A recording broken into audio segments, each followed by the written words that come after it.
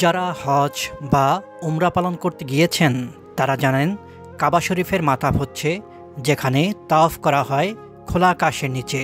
প্রচণ্ড রোদে যখন চামড়া পুড়ে যাওয়ার জোগাড় হয় সে মুহূর্তে তাওয়াফ করতে গেলে পায়ে কোনো কষ্ট অনুভূতি হয় না, বরং পায়ের পাতায় বেশ প্রশান্তির অনুভূতি হয়।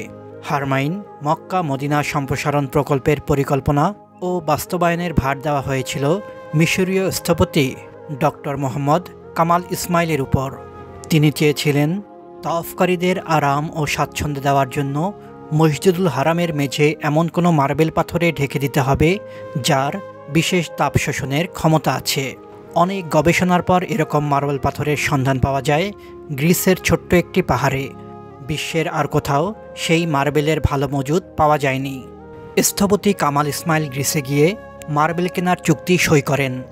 মার্বেল পাথরের মজুদ চলে এলে সেগুলো দিয়ে বিশেষ নকশায় মসজিদুল হারামের মেঝে গড়ে তোলা হয়। এই ঘটনার 15 বছর পর সৌদি সরকার কামাল ইসমাইলকে আবারও ডেকে মদিনার মসজিদে নববীর চারপাশের চত্বরও একইভাবে সাদা মার্বেল দিয়ে ঢেকে দেওয়ার দায়িত্ব দেন।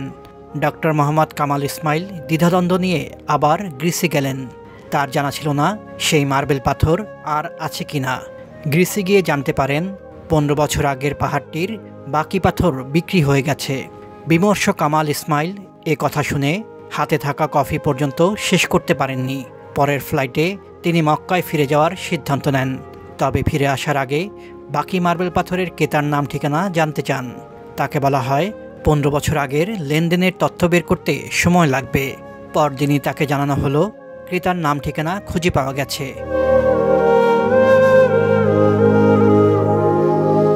নিরাশ মনে আবার সেই অফিসের দিকে তিনি যাত্রা করেন। ঠিকানা হাতে পেয়ে তার হৃৎকম্পন বেড়ে যায়, কেননা কাগজের তথ্য অনুযায়ী ক্রেতা এক সৌদি কোম্পানি। স্থপতি কামাল ইসমাইল সেদিন সৌদি আরবে ফিরে যান। ক্রেতা কোম্পানির ব্যবস্থাপনা পরিচালকের সঙ্গে দেখা করতে যান তিনি।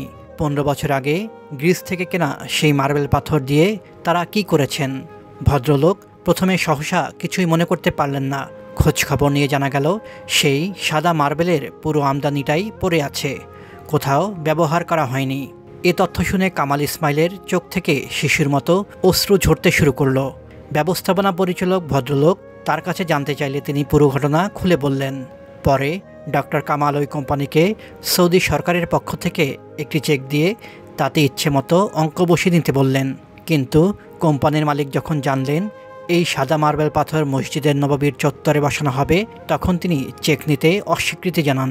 তিনি বলেন, আল্লাহ আমাকে দিয়ে এটা কিনিয়েছেন, আবার তিনি আমাকে এর কথা ভুলিয়ে দিয়েছেন।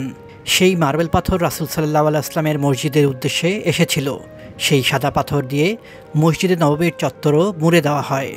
স্থপতি ডক্টর মোহাম্মদ কামাল ইসমাইল ইসলামী স্থাপত্যে 3টি ডক্টরেট ডিগ্রি করেছেন। শতবর্ষী স্থপতি তার কর্মজীবনের প্রায় পুরোটাই মক্কা ও মদিনার 2 মসজিদের সেবায় আত্মনিয়োগ করেছিলেন। এর জন্য কোনো পারিশ্রমিকও নেননি। সৌদি বাদশাহ ফাহাদ এবং বিন লাদেন গ্রুপের সুপারিশ কাজে আসেনি। অবলীলায় তাদের মোটা অঙ্কের চেক ফিরিয়ে দেন।